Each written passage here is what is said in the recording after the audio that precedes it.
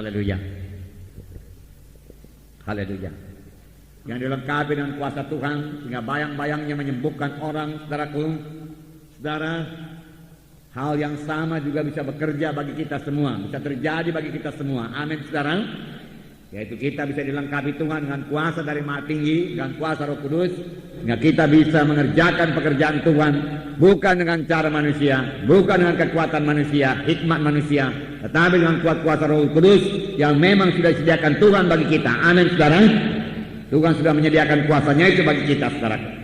Kita membaca Kisah Rasul pasal 2 ayat 14 sampai 18. Kisah Rasul pasal 2 ayat 14 sampai 18. Saya baca satu ayat, saudara baca ayat berikutnya. Mari saya mulai. Maka bangkitlah Petrus berdiri dengan ke-11 rasul itu, dan dengan suara nyaring dia berkata kepada mereka, "Hai kamu orang Galilea, dan kamu semua yang tinggal di Yerusalem, ketahuilah dan camkanlah perkataanku ini.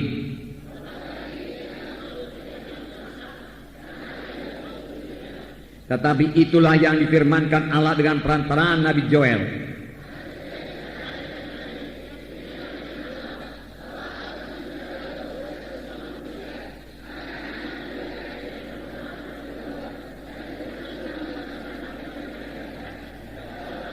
Juga ke atas hamba-hambaku laki-laki dan perempuan akan kucurahkan rohku pada hari-hari itu, dan mereka akan bernubuat."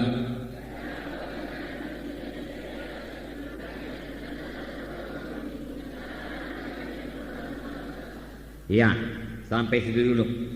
Nah, saudara yang kekasih dalam nama Yesus, khotbah Petrus ini, saudaraku, sangat berkuasa. Memang kemudian dia menerangkan mengenai kematian Tuhan Yesus dan kebangkitan Tuhan Yesus. Dan akibatnya, saudaraku, 3.000 orang bertobat pada hari yang sama.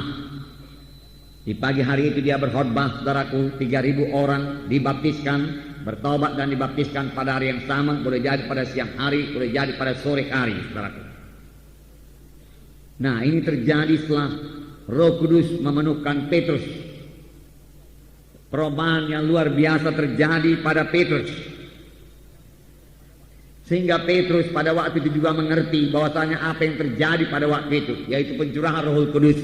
Pada waktu 120 orang berkumpul di bilik atas, lalu satu deru angin keras memenuhi ruangan itu, memenuhi seluruh Yerusalem juga. Lalu hinggaplah lidah-lidah api di atas tiap-tiap orang, dan mereka semua penuh dengan Roh Kudus. Dan mereka mulai berkata-kata dalam bahasa-bahasa yang lain seperti yang diilhamkan Roh kepada mereka untuk mengatakannya. Lalu semua orang terheran-heran.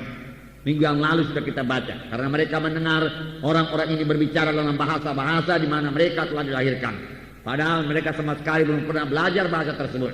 Nyatalah ini pekerjaan Roh Kudus. Tetapi beberapa orang mengolok-olokkan dan berkata mereka ini mabuk anggur. Segera Petrus berdiri dan berkata, mereka ini bukan mabuk anggur, tetapi inilah yang dikatakan oleh Nabi Joel. Inilah kegenapan nubuat Nabi Joel tersebut. Pada akhir zaman dia katakan, ya, aku akan mencurahkan rohku ke atas anak-anakmu laki-laki, perempuan, sehingga mereka itu akan bernubuat, teruna-terunamu akan melihat penglihatan, tua-tuamu akan mimpi berbagai-bagai mimpi, dan kata hambaku laki-laki dan perempuan akan curahkan rohku pada waktu itu, dan mereka akan bernubuat. Lihatlah, saudaraku, Petrus segera mengerti, saudaraku, nubuat Nabi Joel. Dari dulu-dulu, saudaraku, dia tidak mengerti. Ini bukan mabuk anggur, dia katakan. Ini adalah pencurah Roh Kudus. Petrus berkata, nah, saudaraku, Roh Kudus itu luar biasa. Roh Kudus itu Allah sendiri, amin. Itulah yang diberikan kepada kita, diberikan Tuhan kepada sidangnya, saudaraku. Dan Petrus berkata, anak-anakmu laki-laki dan anak-anak perempuan akan bernubuat, sesuatu yang sebelumnya belum pernah terjadi. Roh Kudus dalam perjanjian lama hanya dicurahkan kepada nabi-nabi, raja-raja, imam-imam. Rakyat biasa tidak menerima Roh Kudus. Dia dibaptiskan, dipenuhkan dengan Roh Kudus. Tetapi dalam perjanjian baru, secara Roh Kudus menerobos ke atas 120 orang, dan mereka semua penuh dengan Roh Kudus, dan hidup mereka berubah. Dan firman Tuhan berkata, anak-anakmu laki-laki perempuan akan bernubuat. Saudaraku, ini belum genap dalam hidup kita, saudaraku. Biar kita rindu, lapar dan haus. Amin, saudara. Ya, firman Tuhan minggu yang lalu mengajak kita supaya lapar akan perkara-perkara rohani, haus akan perkara-perkara rohani. Seberapa besar kehausan kita akan perkara-perkara rohani, sebegitulah berkat Tuhan yang diberikan Tuhan bagi kita dalam perkara-perkara rohani. Amin. Kalau kita pun tidak merindu terhadap perkara-perkara rohani, maka merasa puas akan perkara rohani. Saudara, secara dunia saja kalau orang tidak haus tidak bisa dikasih minum, saudara. Tetapi kalau saudara lihat orang yang haus, saudaraku, haus sekali, saudara, apa saja pun bayarannya, dia mau membayarnya. Asal saja kehausannya itu dapat dipenuhi, saudara. Oleh sebab itu mari kita haus akan perkara-perkara rohani. Saya katakan hari minggu yang lalu, haus akan urapan Tuhan, haus akan tanda ajaib, tanda mujizat, ya. Haus akan perubahan dalam hidup kita ini, ya. Kenallah kemiskinan kita akan perkara-perkara rohani, sehingga kita haus, baik kita dikenyangkan, baik kehausan kita itu dicukupi Tuhan.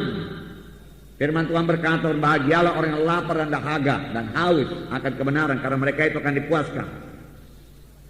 Nah, mimpi, berbagai-bagai mimpi, melihat penglihatan.